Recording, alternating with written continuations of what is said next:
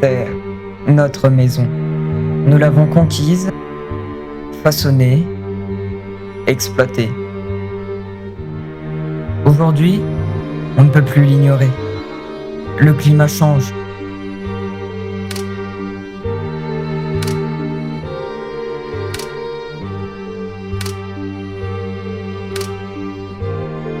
Et pourtant, nous sommes de plus en plus nombreux.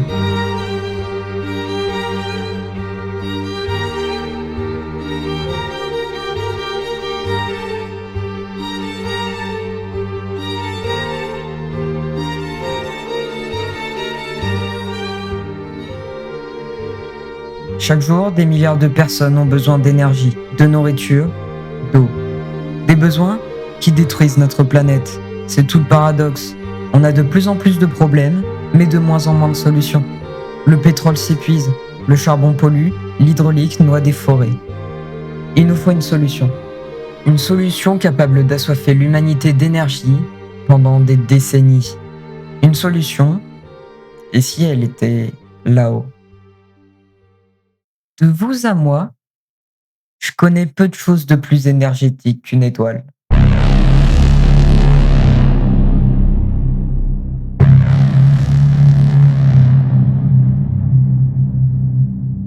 Vous le sentez venir? Oui, des scientifiques, des ingénieurs tentent de recréer un soleil sur Terre. Laissez-moi vous présenter le projet le plus fou de l'humanité, le projet ITER.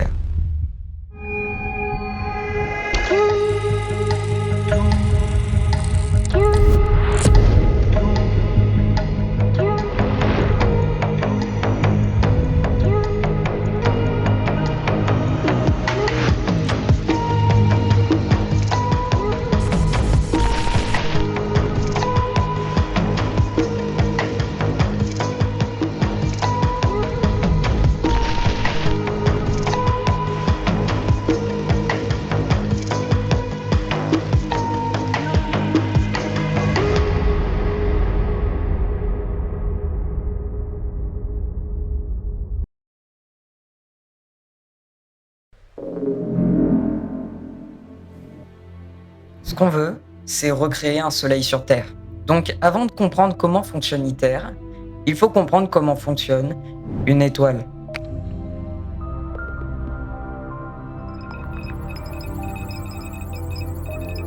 C'est ça le plus important pour produire de l'énergie. Vous connaissez les 3 états de la matière, enfin j'espère. Solide, liquide et gazeux. Il en existe un 4e, le plasma. Ici, la chaleur est si élevée, l'agitation est telle que les électrons sont éjectés de leurs atomes. Il ne reste qu'une soupe de noyaux et d'électrons libres, plasma. Et cet état, sous des conditions de pression phénoménales, va nous permettre la fusion nucléaire.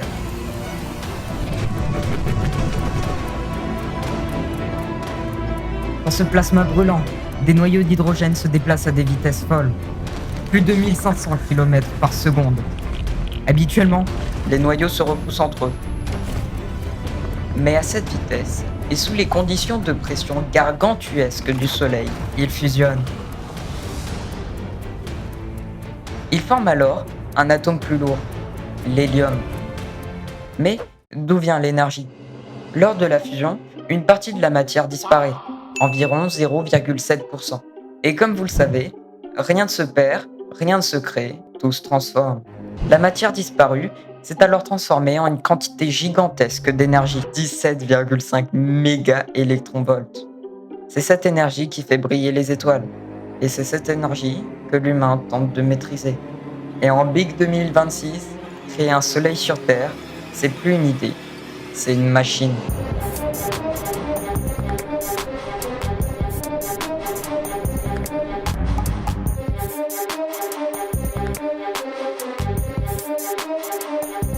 Tout d'abord, il nous faut du plasma. Tout commence par un gaz, l'hydrogène. Plus précisément, 2 isotopes, le deutérium et le tritium. C'est eux qu'on va chauffer, 1,5 g chacun. Et là est le plus gros défi. Le Soleil, à son centre, atteint une température de 15 millions de degrés. couplé à une pression démesurée, 200 gigabars. Ces deux paramètres permettent la fusion. Cependant, sur Terre, il est impossible de recréer une pression telle. Alors, on doit pousser au maximum l'autre paramètre, la température. Plus de 150 millions de degrés, 10 fois plus chaud que le Soleil. C'est la température qu'il faut atteindre pour espérer la fusion nucléaire, sans pression. La question du million, comment on chauffe à 150 millions de degrés? Pour ça, il nous faut un courant électrique, un micro-ondes, un laser et un pistolet. D'abord, un courant électrique traverse le gaz. Comme dans un éclair, les atomes s'excitent, les électrons sont arrachés, la matière change d'état. Elle devient plasma. Ce chauffage est permis grâce au solénoïde central, une immense bobine électrique qui conduit le courant. C'est le chauffage ohmique. Et ce n'est que le début. Car à haute température, le plasma perd en résistance. Il devient conducteur. Avec le chauffage ohmique, on monte péniblement à 20 millions de degrés.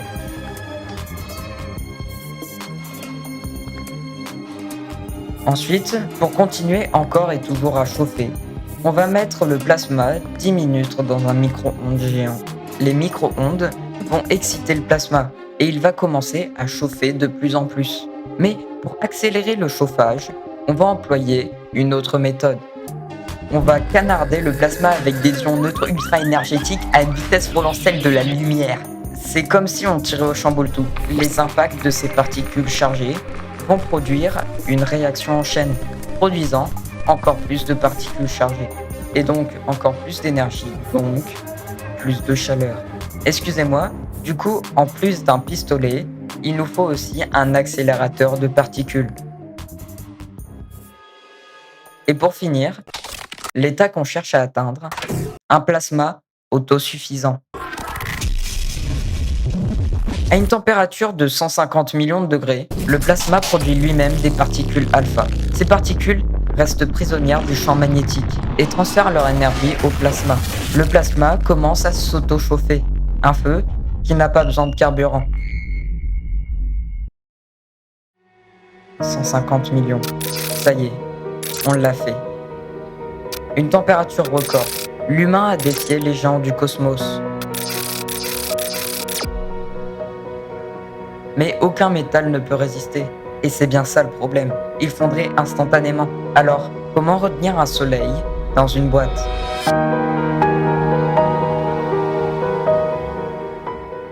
La réponse se trouve dans l'invisible, les champs magnétiques. Le plasma n'est pas un gaz ordinaire, c'est un ensemble de particules chargées. Et toute particule chargée se plie à la force fondamentale, électromagnétisme. Cette force repousse les particules chargées, comme des aimants, pour créer ce champ magnétique. On va alors placer d'immenses aimants, des bobines toroïdales, 18 au total, 17 mètres de haut, 7 mètres de large, 330 tonnes chacune. Ces titanesques bobines vont confiner le plasma dans une prison de champ invisible, en forme de donut. On y introduit un courant électrique pour rendre ces bobines de fil électromagnétiques. Cependant, pour supporter le courant indécent qui les traverse, ces électroaimants ont besoin d'être refroidis pour devenir supraconducteurs. Encore un paradoxe. Pour contenir le plasma le plus chaud du monde, on va devoir créer la chambre froide, la plus froide du monde. Moins 269 degrés, presque le zéro absolu. Pour refroidir sur Terre, les ingénieurs utilisent de l'hélium liquide, à moins 269 degrés. Des kilomètres de canalisation font circuler cet hélium à l'intérieur des aimants. ITER est en réalité le plus grand réfrigérateur jamais construit. Imaginez, on fait tomber un grain de sable dans le tokamak. À votre avis, il se passe quoi? Imaginez, on ne laisse qu'1 millimètre carré d'air. Il se passe quoi? Eh bah, c'est fatal pour le plasma. Chaque molécule en trop absorbe l'énergie du plasma et le refroidit à 150 millions de degrés. Un seul contact suffit à tout arrêter. C'est pour ça que ITER doit devenir une chambre à vide. L'une des plus grandes chambres à vide jamais construites. Un volume de plus de 840 mètres cubes, l'équivalent d'un immeuble vidé de son air, d'un espace plus grand qu'une cathédrale. Un vide enfermé dans de l'acier. Dans ITER, le vide est presque parfait. Mais pour en arriver là, il a fallu relever un sacré défi technique. Comment on retire l'air ? Pour créer ce vide extrême, ITER utilise un système de pompage colossal, des pompes géantes, mécaniques, turbomoléculaires, cryogéniques. Bref, elles aspirent l'air, quoi. Ce processus prend des jours, au total 2 semaines. Maintenant que le vide est parfait, l'air a disparu, tout semble sous contrôle. Mais le vide n'impose pas l'ordre. À l'intérieur, une matière à 150 millions de degrés tourne à des milliers de kilomètres par seconde. Et quand la matière atteint ses extrêmes, elle devient imprévisible.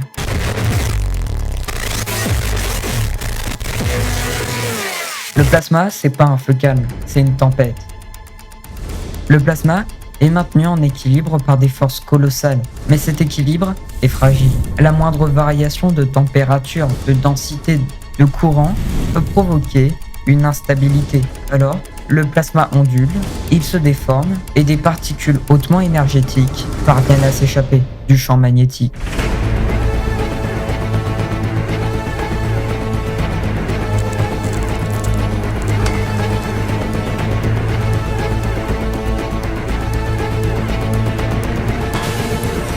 Ces particules rencontrent les parois d'ITER, des parois en beryllium. Pourquoi le beryllium ? Déjà parce que ce métal léger est résistant à la chaleur, mais surtout parce que quand le plasma le touche, il absorbe peu d'énergie. Et donc, très peu de ces atomes sont arrachés. Et donc, il pollue très peu le plasma. Chaque atome en trop dans le plasma est un poison. Le beryllium est le seul à résister suffisamment à la tempête qu'est le plasma. Ces parois ont été remplacées en 2023 pour opter pour le tungstène. Pas parce que c'est un meilleur candidat, mais en fait, le beryllium et le tungstène sont très similaires. Non, le tungstène a été choisi car il est plus souvent utilisé dans les réacteurs de tests expérimentaux, donc il est plus étudié et ne semble montrer aucun problème majeur de contamination du plasma.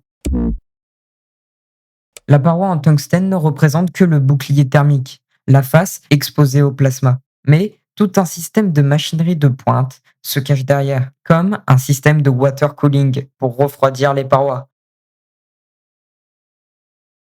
Comme dans un Asus TUF Gaming A16. Je suis pas sponsor, mais allez Asus, envoyez le chèque, s'il vous plaît.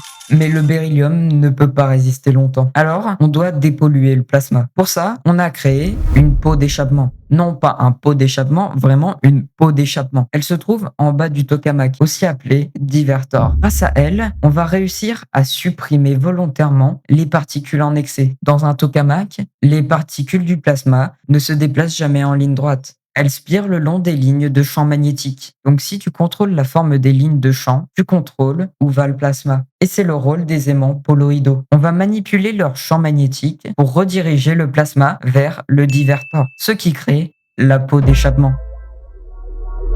Il y a une chose que vous devez comprendre, c'est que le plasma est vivant. Il y a une deuxième chose que vous devez comprendre, les champs électromagnétiques ne sont pas des murs rigides. Ils vibrent, ils oscillent. Le plasma influe avec ces variations. C'est un dialogue permanent entre la matière et le champ. Un dialogue qui peut dégénérer. Dans le cas extrême, le plasma perd son confinement. Le soleil n'est plus sous contrôle. C'est ce qu'on appelle une disruption. En quelques millisecondes, la température chute, le courant s'effondre, le plasma disparaît. Le soleil artificiel s'éteint brutalement. Il n'y a en fait aucun danger. Ça y est, on l'a fait. On a réussi à créer un soleil sur Terre, à le confiner, à le maîtriser. Mais à quoi bon recréer une étoile si on ne peut pas récupérer sa lumière ?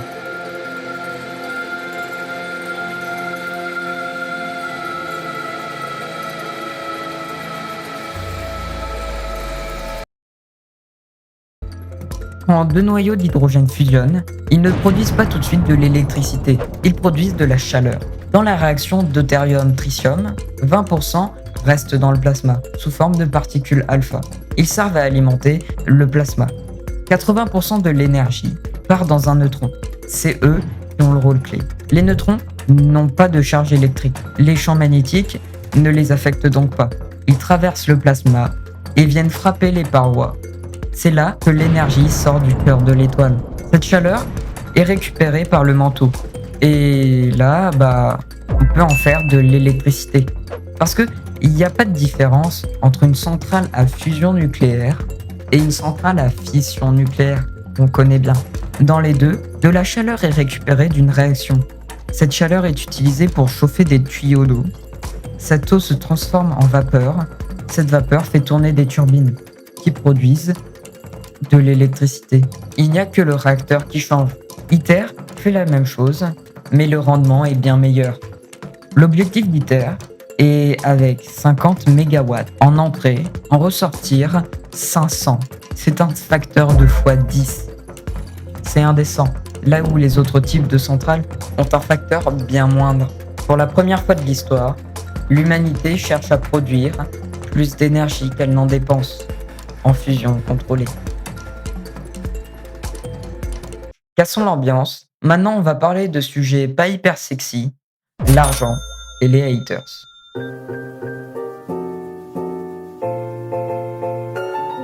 Regardez ce commentaire, il me fait bien marrer.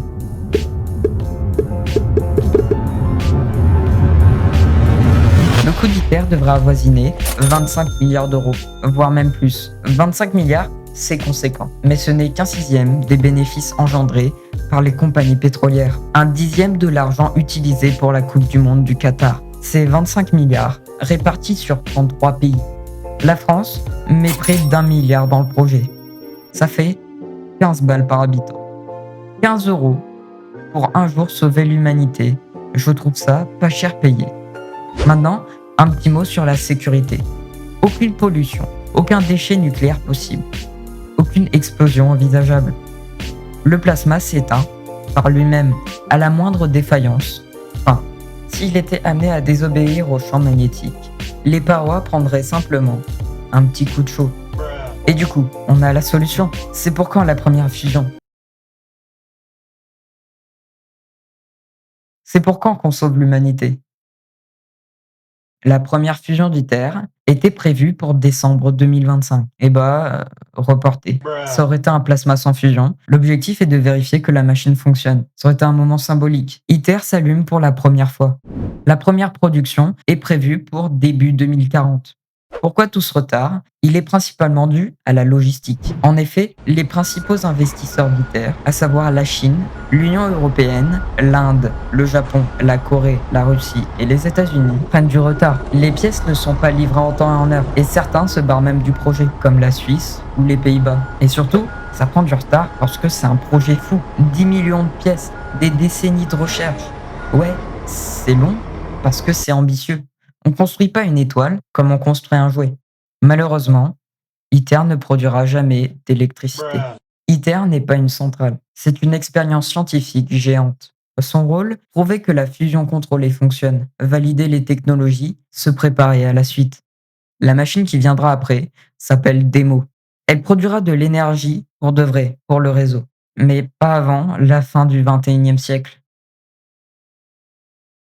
Je vous sens un peu déçu, hein. Si ça peut vous remonter le moral, en fait, de la fusion nucléaire, on en a déjà fait depuis très longtemps. Ah, d'ailleurs, la première fusion nucléaire de l'histoire, c'était en 1934. C'était pas avec c'était grâce à un accélérateur de particules. Ils ont fusionné deux particules de deutérium, le même fio qu'on utilise dans ITER.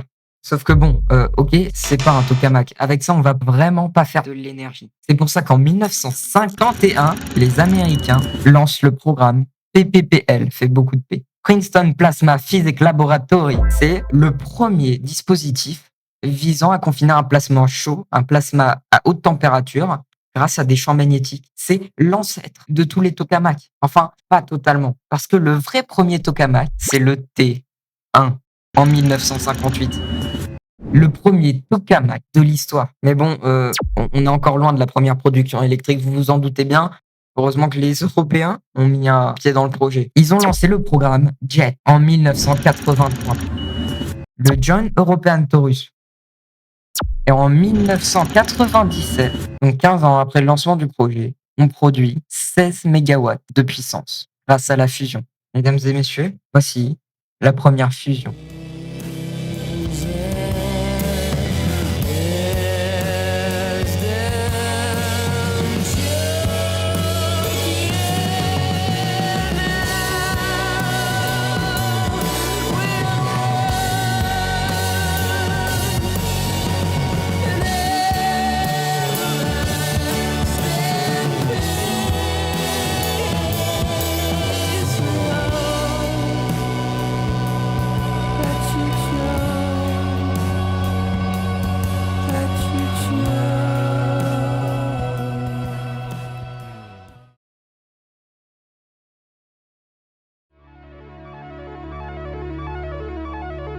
Et la suite, vous la connaissez, ITER, et puis démo.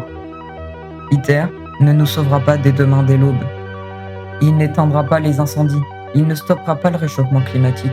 Il ne produira même jamais un seul kilowatt pour nos maisons. Ouais, il faut se rendre à l'évidence. ITER, c'est pour nos petits-enfants. Une course que l'humanité n'était pas prête à courir. Et pourtant, elle eut l'audace de créer sans voir le bout du tunnel. Un projet d'intérêt commun. Pas pour nous, pas pour la postérité, pas pour l'argent, pour le futur. Un peu les pyramides de notre époque. Peut-être le plus grand projet de l'humanité.